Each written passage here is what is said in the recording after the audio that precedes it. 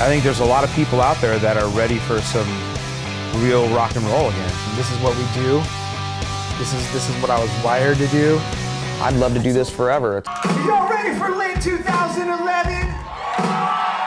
It still blows me away that even 12 years later, My Own Worst Enemy still gets played as much as it does on the radio, and we kind of joke about it. It's the gift that keeps on giving. There's a difference between having a hit song that gets played on the radio for a year and goes away, and the kind of phenomenon that My Own Worst Enemy was, and how there's a whole new generation that are learning our songs on Rock Band, and it's amazing. I don't think any of us realized what that song was about to become when we left home, in a Winnebago. Mid-February, we took off in an RV and didn't come back for 2 years. Not a day goes by that I don't have someone come up to me in a grocery store or talk to me about what's it like playing on Pamela Anderson's body, and it's just we've had an incredible career, and success of a song that's got that kind of longevity is a blessing, and a lot of bands don't get to experience that. We never broke up or stopped playing, but we definitely had to take some time, some personal time, to deal with some stuff over the last few years. June 5th, 2005, when we got the call that our mom and stepdad had been hit head-on by a drunk driver on their motorcycle. So that day marked a huge change in our lives. We haven't been the same since then. Our stepdad, Kerry, was killed instantly, and our mom, she was in the hospital for about 4 months, and it was just a real difficult time for the family. We weren't in the right headspace. We were extremely sad. It was just a really dark time for us. We probably took a good 6 months to a year just to mourn and to kind of heal and get to a point where we can function as normal people again. To say we've been through some shit is an understatement. Days before Senator Ted Kennedy was diagnosed with a malignant brain tumor, another man had announced he was battling the same condition. 38-year-old Alan Schellenberger, the drummer from the rock band Lift. We were in the middle of rehearsing for a tour with Kiss in Europe when we found out that Alan had brain cancer. I think it's one of those things that there's a lot of denial when we talking about it amongst each other. It just felt like one of those things that he's gonna be the guy that they find the cure for. They were trying experimental procedures on him, and I think that we all had hope, and I think Alan as well. When none of us really thought of it as something that was going to be, that was going to take our brother from us, and that was going to be this huge, devastating blow. We were all in the room with him when he passed away, and I just remember going home that night and crawling into bed, and when I woke up, I don't think it had really hit me yet, but when I opened up my laptop in the morning, I was just bombarded by the news, and it was probably one of the most difficult mornings I can remember, just because being there with them, dealing with the struggle was one thing. Seeing it in print, Alan Schellenberger dies at 39 was just pretty unbelievable. It's a crazy thing when you got 4 individuals that grew up with each other, and anytime we did anything, it was the 4 of us, whether we were going out promoting the band and we were writing songs and playing shows. And when you've done it as long as we have, it's really kind of weird to take one of those members out, and he didn't get kicked out. We want him still in the band. It's not possible anymore, and that's just not something we can have anymore. To watch somebody like Alan go through something like this was just indescribable. I mean, he was always, there are 4 guys in this band, and Alan was definitely a key member as far as, he was our brother. I think everybody asked the same question, like, how could it happen to such a great guy? Just would have done anything in the world for any of his friends and his family. just good-hearted guy, very just disciplined and worked really hard. Didn't have an enemy in the world, and just everybody loved him, you know. And it was a tragic loss for sure. It's not a day go by that I don't think about him.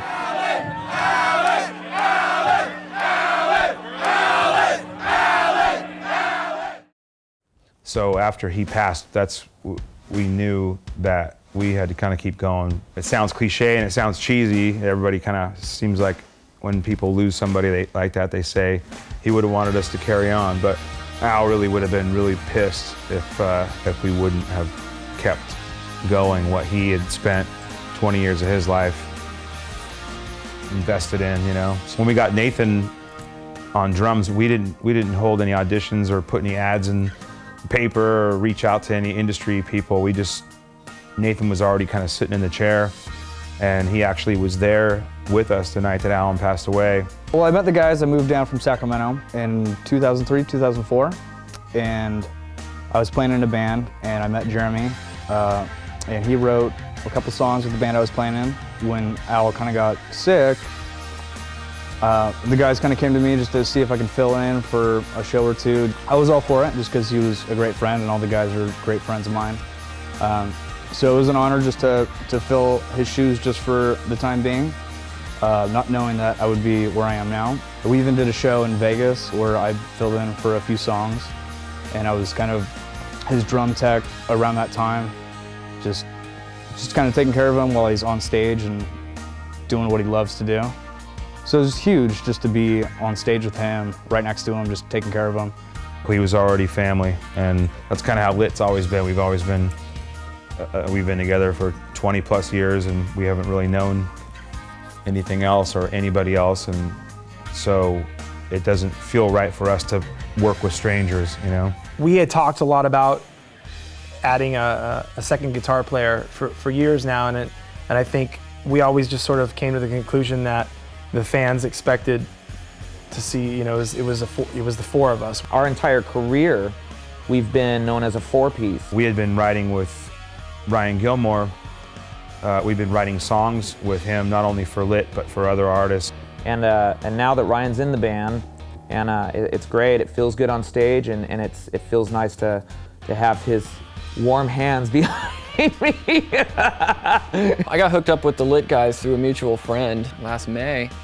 I played my first show with them, and it was awesome. I mean, going from being a fan to being, you know, on stage, it was just a really cool transition, but really natural for me and comfortable, and it never felt uncomfortable or weird or, hey, like, you know, an outsider or anything. It was kind of, I just felt like that instant chemistry and that bond and that brotherhood and that whole thing, and it just feels right. And that was the most important thing, was that we had this chemistry, and it wasn't you know, how are we going to replace Al? How are we going to find another guitar player?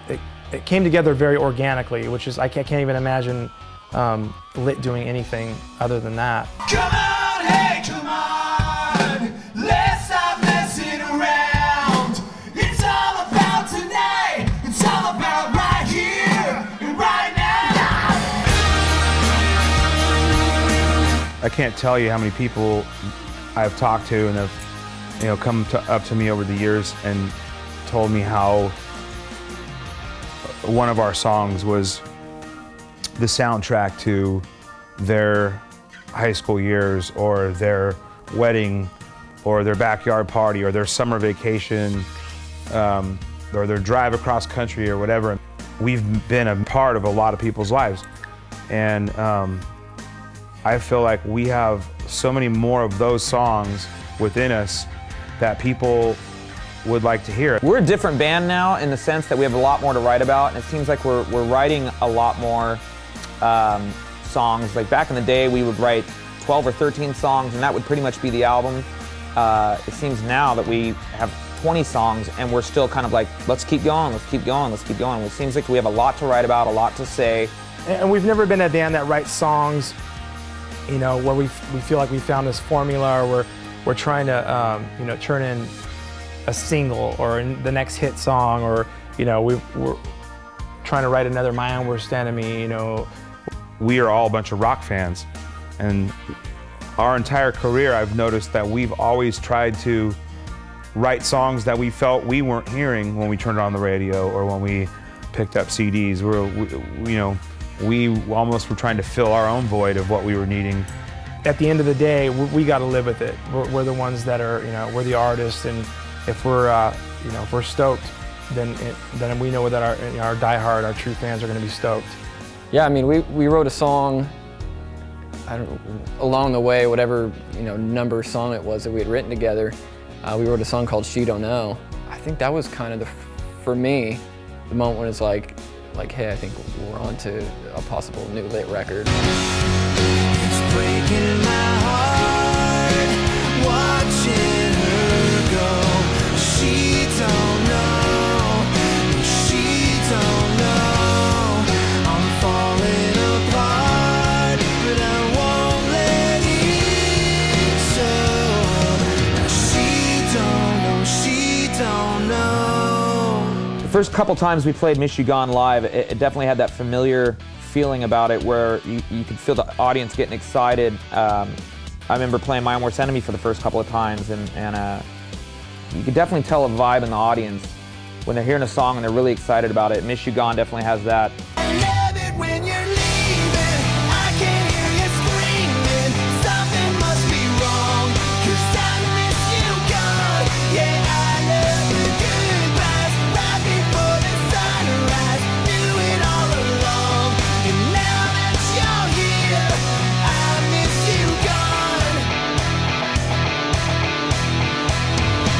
One of the days that stands out to me when we were writing in Nashville with Marty is the day that Ryan, Jeremy, and AJ came in with a new work tape of The Broken, and they were excited to show it to the rest of us, and we listened to it, and we were pretty excited about it. And at the same time, the same day they wrote that, Marty and I had started working on You Tonight, and so we showed them that, and they were very excited about it too. The first time I heard it play back in the speakers, I really just loved that whole blank spot before You Tonight, because I thought, you know, you could put anything in there. It could be fuck or love or kiss or fight or leave. Yeah, it's just a good riffy, heavy, rock and roll, sexy song. You know, opening with that is, there's so much energy in it, and it's just like, it gets people stoked right away, right off the bat. The party ain't over, but it's time to go. Let's slip out the back, and I'll drive you home. We'll lock up the bedroom and leave on the lights. I want you to see everything without you tonight.